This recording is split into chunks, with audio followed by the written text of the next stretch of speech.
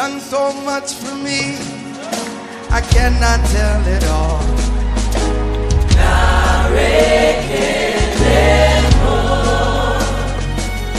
If I had 10,000 tongues, it still wouldn't be enough.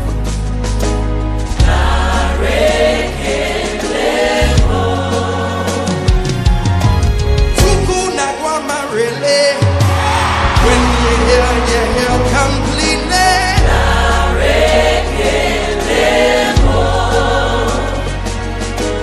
Chuku Marobi more. Il était guéri de sa maladie. Là se trouvait un homme malade depuis 38 ans. Jésus l'ayant vu coucher, sachant qu'il était malade depuis longtemps, il lui dit: veux-tu être guéri? Le malade lui répondit: Seigneur, je n'ai personne pour me jeter dans la piscine quand l'eau est agitée.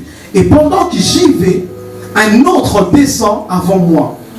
Lève-toi, lui dit Jésus, prends ton lit et marche. Aussitôt, cet homme fut guéri, il prit son lit et marcha. C'était le jour du sabbat. Et les Juifs dirent donc à celui qui avait été guéri: c'est le sabbat. Il n'était pas permis d'emporter ton lit. Il leur répondit: celui qui m'a guéri m'a dit: prends ton lit et marche. Ils lui demandèrent: qui est cet homme qui t'a dit prends ton lit et marche? Mais c'est lui qui avait été guéri ne savait pas qui c'était, car Jésus avait disparu de la foule qui était en ces lieux. Depuis que Jésus le trouva dans le temple, et il lui dit: voici, tu as été guéri, ne pêche plus, de peur qu'il t'arrive quelque chose encore de pire. Amen. Nous pouvons nous rasseoir. Voilà. Dis avec moi: lève-toi, prends ton lit et marche. Je ne t'entends pas. Dis avec moi: lève-toi, prends ton lit et marche. Je ne t'entends pas. Répète encore avec moi: lève-toi, prends ton lit et marche. J'aimerais déjà rassurer à quelqu'un ce soir, c'est que tu ne sortiras pas comme tu es entré. La manière dont tu es entré ce soir, ça ne sera pas la même manière que tu sortiras. Amen. Amen. Il est vrai que tu as fait 38 ans dans la piscine de Bethesda. Yes. Donc il est vrai que tu as fait plusieurs jours, plusieurs années, tu vas à l'église, tu vas dans des rassemblements pareils, dans des séminaires, dans des soirées de guérison, des miracles. Oui, il est vrai. Mais le problème, c'est que quand tu arrives dans ce type d'endroit, tu te rends compte que d'autres personnes sortent guéries, mais pas toi. Mais ce soir, Dieu vient mettre fin à ta situation. Amen. Est-ce que je parle à quelqu'un? Je me mets en train de dire à une personne que aucun problème n'est éternel. Amen. La seule personne qui est éternelle, c'est Dieu. Amen. Aucun problème n'est éternel. Alors Dieu est tellement jaloux de son éternité qu'il ne peut pas partager son éternité avec ton problème. Donc ton problème ne peut jamais partager l'éternité avec Dieu. Il n'y a que Dieu qui est éternel. Et aucun de tes problèmes ne peut être éternel. Et c'est pourquoi ce soir j'aimerais annoncer à quelqu'un, lui dire que ce soir, tu ne sortiras pas tel que tu es venu. J'annonce une date d'expiration de ton problème. Ton problème expire ce soir. Ton problème expire. Regarde ton voisin et dis-le que mon problème expire. Voilà. Ici, nous sommes dans Jean 5. Qu'est-ce qui se passe dans Jean 5? C'est que la Bible dit il y eut une fête juive. Amen. Vous savez, parmi tous les apôtres de Jésus, il y a quelqu'un qui parle très bien des fêtes, c'est Jean. Jean vraiment parle bien des fêtes. Fêtes. Il donne le nom des fêtes, c'est la Bible qui dit pas. Jean parle très bien des fêtes. Mais à ma plus grande surprise, quand on arrive ici, il dit il y a eu une fête. On ne précise pas la fête. Pour la simple raison parce que cette fête était la fête de Pourim. C'était quoi la fête de Pourim? C'était une fête lorsque les enfants d'Israël avaient remporté leur victoire envers Naaman. Amen. Alors c'était venu après qu'on ait institué les fêtes. Écrivain du livre de Jean n'a pas voulu le donner pour la simple raison que ce n'était pas institué parmi les fêtes. Mais là n'est pas le plus important. Ça c'est juste des manières à une culture générale. Amen. Voilà, le problème ce n'est pas ça. Le problème c'est qu'il y avait une fête. Mais pendant que d'un côté il y avait une fête, de l'autre côté il y avait des gens qui souffraient. Amen. D'un côté il y avait une fête, mais de l'autre côté il y avait une personne qui était en train de souffrir. Donc il y avait une liste de personnes qui étaient en train de souffrir, mais de l'autre côté, il y avait une fête. Est-ce que je parle à quelqu'un? J'aimerais te dire que ta souffrance n'arrêtera pas la fête chez les gens. C'est pourquoi tu dois te battre pour sortir de ta souffrance. Ta souffrance est personnelle. Est-ce que je parle à quelqu'un? Vous savez, lorsque l'échec est collectif, l'échec devient aisé. Hein? Vous savez, lorsque vous échouez ensemble, vous êtes là, t'es à cette mapée, profond. Mais quand chacun rentre chez lui, il regarde son plafond et dit, hé, la cata Nico. Parce que parfois dans la vie, il faut se retirer de la masse. Et c'est là qu'on se rend compte vraiment qu'on a échoué. Est-ce que je parle à quelqu'un? C'est pourquoi j'aimerais dire à quelqu'un, prends ta souffrance, prends tes difficultés comme ton seul problème. Ne regarde pas les autres. Est-ce que je parle à quelqu'un? Mais ce qui est bien ici, la Bible dit que c'était le sabbat. Et cette fête s'est passée le jour du sabbat. Donc, dans cette fête-là, tous ceux qui étaient avec leurs malades, ce jour-là n'étaient pas là. Ils devaient se rendre à la fête. Je parle à quelqu'un à la fête. Donc ça m'a permis de comprendre que ta souffrance n'empêchera jamais ton voisin de fêter. C'est pourquoi prends ta souffrance de manière personnelle et travaille pour sortir de ce problème. C'est pourquoi ce soir, quand on va prier, tu vas prier de telle en sorte que tu sortes de ce problème toi-même, parce que c'est ton propre problème. Dis avec moi, c'est mon propre problème. Mais la bonne nouvelle, elle est celle-ci. C'est que alors que les gens quittaient la piscine de Bethesda pour aller fêter au temple, Jésus a quitté la fête du temple pour aller à la piscine de Bethesda. Tu m'as pas compris. J'étais en train de dire, pendant que les gens ont quitté la piscine de Bethesda pour se rendre au temple pour fêter, Jésus a quitté le temple. Pendant la fête, Jésus a quitté le temple alors que les gens se réjouissaient. Lui, il est sorti de la fête pour aller au lieu des maladies. Est-ce que je parle à quelqu'un? J'aimerais te dire que Dieu est capable de tout laisser pour te sauver. Est-ce que je parle à quelqu'un? Est-ce que vous savez que Jésus a quitté le confort du ciel pour venir te sauver? Est-ce que tu sais que Jésus a quitté toute sa gloire là? Il a quitté les anges chantent pour lui, les 24 vieillards, toutes ces personnes, Jésus les a laissés juste pour venir te sauver, toi, impunique, toi qui voles, toi qui triches, toi qui mens. Est-ce que tu sais ça? Si les gens doivent quitter l'hôpital pour aller à la fête, Dieu quitte la fête pour aller à l'hôpital. C'est pourquoi tu dois comprendre que tu as intérêt à donner ta vie à Jésus, parce que Jésus n'a pas fait son déplacement en vain. Est-ce que je parle à quelqu'un? Ce soir, tu sortiras guéri, parce que notre Dieu n'est pas un touriste. Notre Dieu vient en mission. Il ne vient pas en tourisme. Donc quand il vient, c'est pour guérir. S'il n'a pas guéri, ne quitte pas. Si Dieu n'a pas guéri, si Jésus n'a pas guéri, il ne quittera pas. J'aimerais te dire, ce soir, Jésus est en ces lieux. Jésus est en ces lieux. Et toi, tu ne sortiras pas de la même manière que tu es venu. Est-ce que je peux avoir des mots? Tu ne sortiras pas de la même manière. Est-ce que je parle à quelqu'un? Dieu, Jésus, était capable de quitter le lieu de fête pour venir vers toi. C'est pourquoi ce soir, j'aimerais dire à quelqu'un que ce n'est pas une erreur pour toi de venir ici. Chez Dieu, il n'y a pas d'hasard. Parce que ton heure a sonné. Tu as trop traîné avec ces problèmes. Ton heure a sonné. Et Jésus, lui, il n'est pas descendu ici en vain. Il est descendu pour une mission. Et cette mission, ça sera de changer ta situation. Dis avec moi, Jésus va changer ma situation. Jésus va changer ma situation. Mais le verset continue. La Bible dit, ils étaient là. La Bible parle. Il dit, il y avait des portiques. Mais dans ces lieux-là, étaient couchés. 1.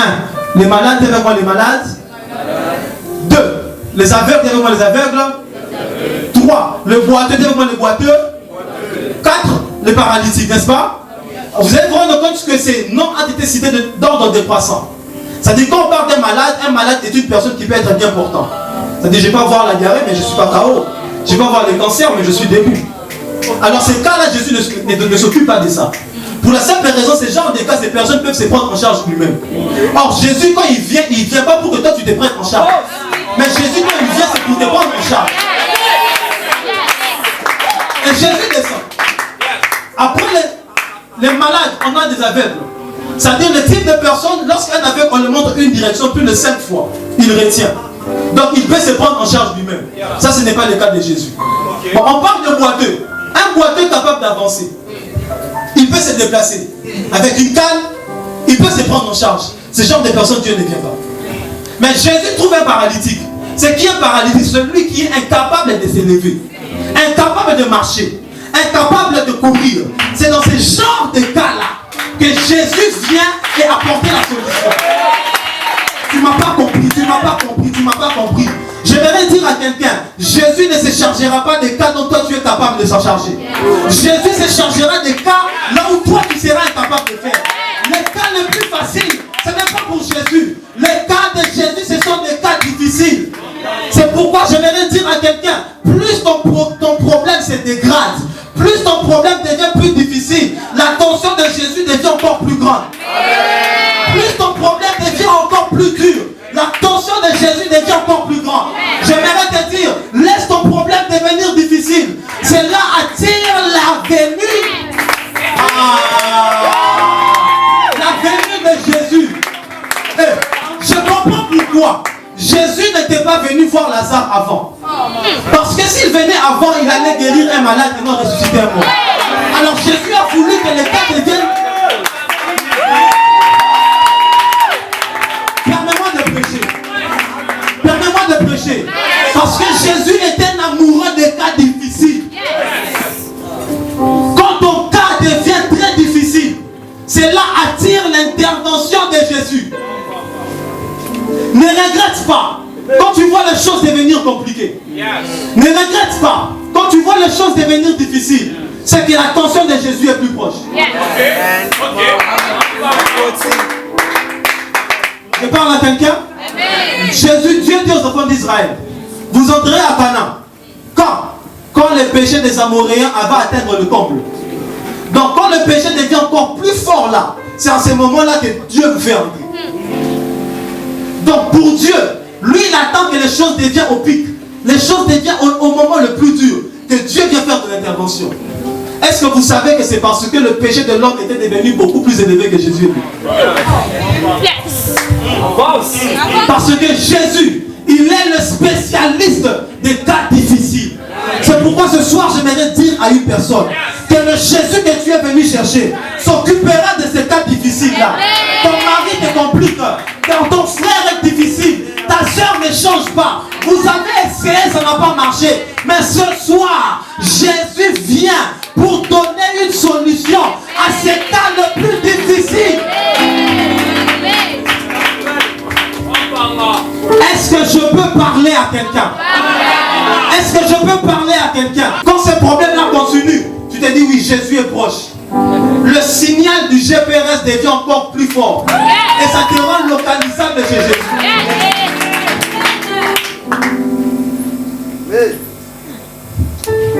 Et la Bible dit que ce jour-là, c'était le jour du sabbat. Dis avec moi le jour du sabbat. Le sabbat était observé.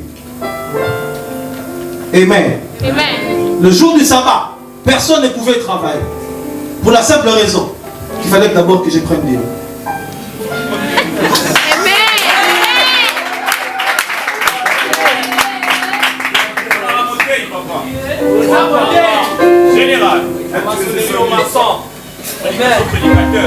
Est-ce que je parle à quelqu'un?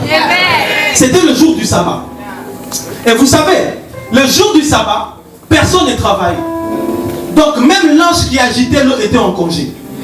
Parce que le sabbat devait être observé. Mais il fallait qu'une personne vienne. Il s'appelle Jésus. On l'appelle le maître du sabbat. Pour que lui-même qu'il vienne violer la loi qu'il avait lui-même instituée. Pour la simple raison, c'est pour ton cas là, ton cas le plus difficile. Fais en sorte que même le jour du sabbat, que toi tu sois guéri. Est-ce que je parle à quelqu'un? Est-ce que je parle à quelqu'un? Jésus est capable de venir dans ta vie, violant même ses propres lois, juste pour que toi tu sois guéri. Alors dis avec moi, je serai guéri. Dis avec moi, je serai guéri. Je vais aller très vite. Avance, papa. Et ce jour-là, Jésus se présente. Et Jésus se présente, il pose la question à l'homme. Il dit, veux-tu être guéri? L'homme qui dit, je n'ai personne. Et cet homme, en disant cela, lui, il croyait qu'il s'est plaigné. Mais il ne savait pas qu'il donnait la place à Jésus. Pour la simple raison, c'est que la place qu'il y avait personne là, c'est la place que Jésus peut occuper. Pour la simple raison, c'est que le vide de ton cœur a la forme de Dieu. C'est que toi, tu manques là. Dieu peut prendre cette forme. Si tu manques l'argent, Dieu peut devenir ton argent. Si tu manques le travail, Dieu peut devenir ton travail. Si tu manques la voiture, Dieu... Donc la réponse que ces paralytiques avaient donnée à Jésus avait laissé le couloir à Jésus afin d'agir. J'aimerais dire à quelqu'un que le vide de ton cœur a la forme de Dieu. C'est que tu manques là, il n'y a que Dieu qui peut le combler. Ah, c'est que tu manques là, il n'y a que Dieu qui peut le combler. Et lorsque Jésus le voit, il dit, lève-toi maintenant, prends ton lit et marche. Le lit a transporté cet homme-là pendant 38 ans, mais là, on n'est nulle part. Mais quand Jésus est venu, le lit n'a plus porté cet homme. C'est maintenant cet homme-là qui a porté le lit. Non, vous avez mal acclamé. Cet homme n'a pas porté le lit. Cet homme a transporté le lit. Donc le lit a fait 38 ans, mais l'a laissé sur place. Mais quand Jésus est venu, lui il a pris le lit, il a marché avec. Le lit ne connaissait pas le temple. Mais cet homme est entré avec le lit au temple. Est-ce que je parle à quelqu'un? J'aimerais dire à une personne que la situation change. Les personnes qui t'ont pris en charge, la situation change. C'est maintenant toi qui vas la prendre en charge. Depuis que le lit avait été fabriqué, ça n'avait jamais vu le temple. Mais à cause de l'homme malade, le lit a vu le temple. J'aimerais dire à une personne, hey, ils t'ont payé les études, ils t'ont payé les minervales. Toi tu vas la ramener en Europe. Elle n'a jamais vu l'Europe, tu vas la ramener à Dubaï. Elle n'a jamais vu Dubaï parce qu'il y a un changement. Il doit y avoir un changement. Il doit y avoir un changement. Je veux finir, je suis obligé de finir parce que le temps est largement avancé.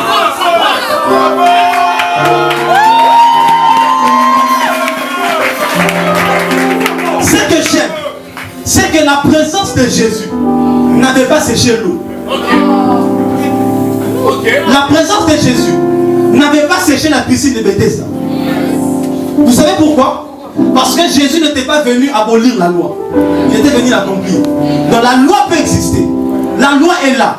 Les principes sont là. Lui, il n'efface pas. Lui, il vient. Il prend seulement cette loi-là. Mais il rend lui-même la personne.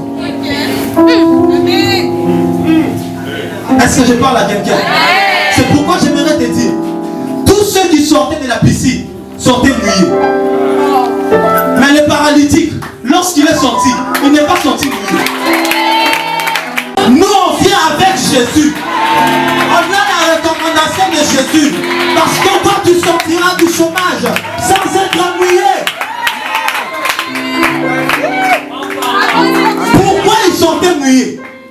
Pour la simple raison, ils entraient dans la piscine. C'est quoi la piscine? La piscine est un réservoir d'eau. Donc quand tu entres, tu dois être mouillé. Mais cet homme-là, lui n'a pas rencontré une piscine. Lui, il a rencontré Jésus, qui est la source d'eau vive. Et lorsque Jésus avait parlé de la source d'eau vive, il n'avait pas dit qu'on s'est lavé dans la source. Dans la source, on buvait. Donc c'était normal. Donc pour celui qui devait nager, lui sortait mouillé. Mais nous, on n'a pas nagé, nous. Est-ce que je parle à quelqu'un? Est-ce que je parle à quelqu'un? Est-ce que je parle à quelqu'un? Toi, tu es avec Jésus. Ta situation ne sera pas la même. Toi, tu es avec Jésus. Toi, tu es avec Jésus. Et ils sortiront mouillés. Mais nous, nous ne sortirons pas mouillés. Parce que là, ils se sont lavés. Nous, on a bu, on a bu, on a bu. Et ils se sont lavés. Mais nous, on a bu. Dis avec moi, j'ai bu. C'est ce qui fera que toi tu ne sortiras pas comme tout le monde. C'est pourquoi tout le monde s'étonnait. Mais tous ceux qui sortent de la piscine ont de l'eau. Mais le paralytique lorsqu'il sort, il est sec. Dis avec moi, je sortirai sec. Dis avec moi, je sortirai sec. Je vais finir. Mais quand il est sorti, Jésus est un Dieu d'amour. Vous savez ce que Jésus a fait? Jésus lui a dit, tel que tu es là, tu es guéri, mais ne pêche plus. T'es peur qu'il t'arrive quelque chose de pire. Donc c'est là nous emmène à comprendre que si cet homme-là était en cette position-là, c'était pour une simple raison, parce qu'il avait péché. Mais l'amour de Dieu a fait en sorte que Jésus lui guérisse avant de lui parler de son péché. Je parle à quelqu'un, je vais dire à une personne, Jésus ne te condamne pas aujourd'hui. Ce que tu as fait avant de venir, ce que tu as fait avant, ce que tu as fait dans le passé, Jésus ne te condamne pas. Il te donne la solution, mais à une seule condition, ne reviens plus. Si tu avais commis le péché avant, tu étais tombé malade, ce soir Jésus va te guérir. Mais à une seule condition, ne rentre plus. Est-ce que je parle à quelqu'un? Ne retourne plus. Vous savez ce qui se passe? Lorsque Jésus le guérit, Jésus va au temple. N'est-ce pas?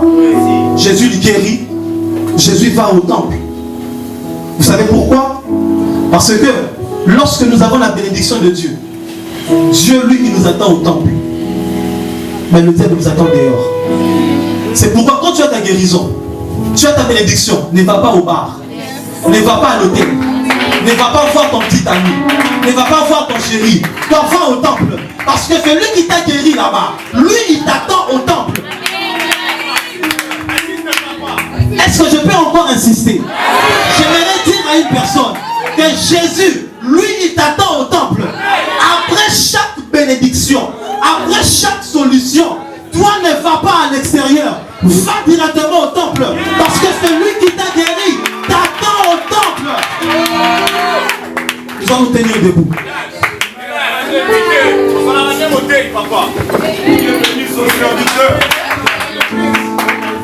Tu vas prier. Ce soir, je suis venu dire à quelqu'un que tu obtiendras ta solution. Mais le problème, c'est ce que Jésus-Christ a dit. Seigneur Jésus, j'ai écouté ta parole. J'aimerais te suivre à partir de ces jours. J'ai pris la ferme résolution de ne plus jamais retourner en arrière. Je t'invite ce soir à entrer dans mon cœur. Pour ta fille qui ce soir a écouté ta voix et qui a accepté, Seigneur, que tu entres dans son cœur et que vous fassiez route ensemble. Seigneur Jésus, tu as dit dans ta parole que ceux qui sont entre tes mains, personne ne peut te les